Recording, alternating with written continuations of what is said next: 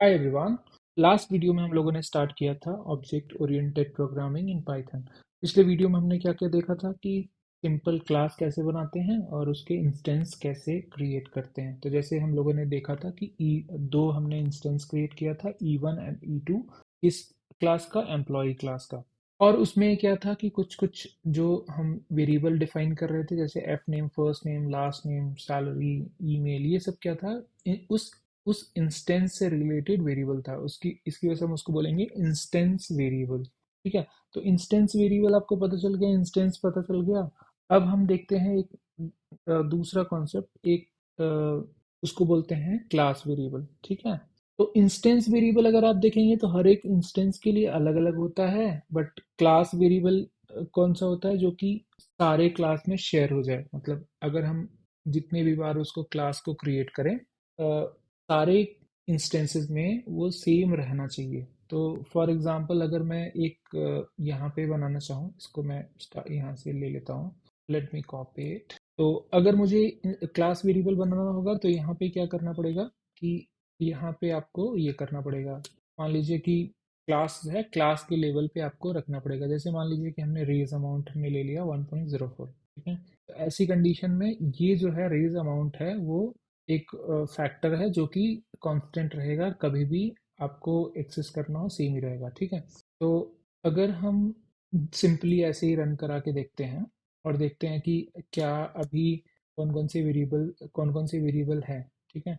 अगर हम प्रिंट कराते हैं, let me print it, E1 dot raise amount, E2 dot raise amount और एम्प्लॉय डॉट रेज अमाउंट, अगर हम इसको देखेंगे तो सारी वैल्यू जो है वो 1.04 है। इसका मतलब क्या है कि जब भी हमने इसको क्रिएट कर दिया, क्रिएट करने के बाद में ये जो रेज अमाउंट है ये सब में शेयर हो गया, सब में शेयर हो गया। ठीक है।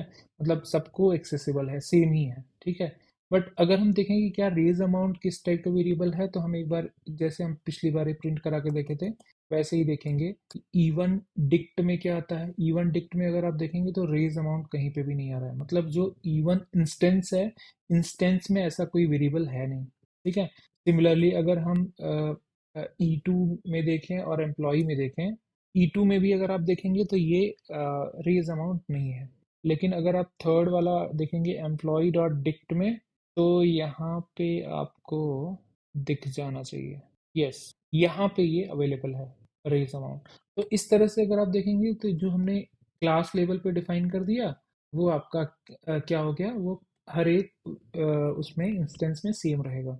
अब ऐसी कंडीशन में क्या हम इसको चेंज कर सकते हैं?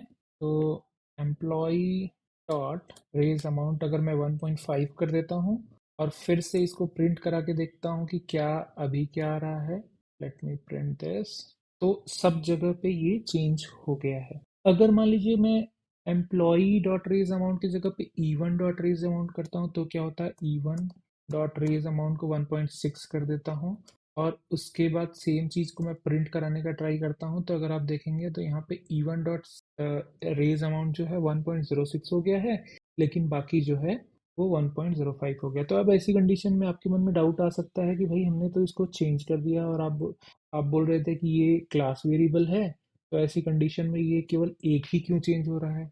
तो ऐसी कंडीशन में हम इसको अगर प्रिंट करेंगे, ये वाला जो हमने पहले करके देखा था, तो यहाँ पे अगर आप देखेंगे तो आप यहाँ पे नोटिस कर पाएंगे कि यहाँ पे रेज अमाउंट करके एक नया वेरिएबल क्रिएट हो गया है। इसकी वजह से ये आ रहा है, यहाँ पे आ रहा है। तो उस वेरिएबल का जो वो है वैल्यू है वो 1.06 हो गया है, जबकि जो क्लास वेरिएबल है उसका क्या है, वैल्यू 1.05 ही है। ठीक है। तो जनरली क्या होगा कि अगर आपने कोई क्लास वेरिएबल नहीं रखा, जब आप इंस्टेंस में कोई वेरिएबल सर्च करते हैं, इंस्टेंस में कोई वेरिएबल सर्च करते हैं, तो ऐसी कंडीशन में वो पहले इंस्टेंस लेवल पे चेक करता है कि क्या कोई वेरिएबल उस तरह का अवेलेबल है। अगर रहता है तो उसको यूटिलाइज कर देता है, और नहीं रहता है तो क्लास लेवल पे करता है। तो इसकी वजह से इसमें क्या हो गया, चूंकि हमने यहाँ पे एक असाइन कर दिया था, इसकी वजह से ये जो है इसको पकड़ लिया। और ये हमारे लिए एडवांटेज भी है, राइट। हम क्या कर सकते हैं, क्लास लेवल पे कोई वेरिएबल बना सकते हैं जिसका जो सब में शेयर्ड होगा, जो मतलब सारे पॉपुलेशन के लिए होगा। बट आप कुछ कुछ केसेस में एक्सेप्शन देना है तो स्पेशली उसको जाके दे दो। तो ऐसी कंडीशन में क्या होगा, उसके लिए अलग से अप्लाई हो जाएगा। और बाकी सबके लिए वही बना रहेगा। तो आई होप आप लोगों को अभी इस वीडियो में समझ में आ गया होगा कि इंस्टेंस वेरिएबल क्या होता है और क्लास वेरिएबल क्या होता है। अब ऐसी कंडीशन में आपके मन में ये आ रहा होगा, डाउट आ रहा होगा कि यार ये क्लास वेरिएबल तो होता है, बट क्या क्लास मेथड भी होता है? तो यस, क्लास मेथड भी होता है। हम नेक्स्ट वीडियो में कवर करेंगे क्लास मेथड क्या होता है और स्टैटिक मेथड क्या होता है, उन दोनों में डिफरेंस क्या होता है। ठीक है, आई होप ये वीडियो आपको पसंद आया होगा। तो आप इस वीडियो को लाइक ज़रूर करें, और अगर अभी तक सब्सक्राइब नहीं किया होगा तो प्लीज़ सब्सक्राइब कर लीजिए, जिससे आपको नेक्स्ट वीडियोस मिलता रहे। Thank you everyone, bye.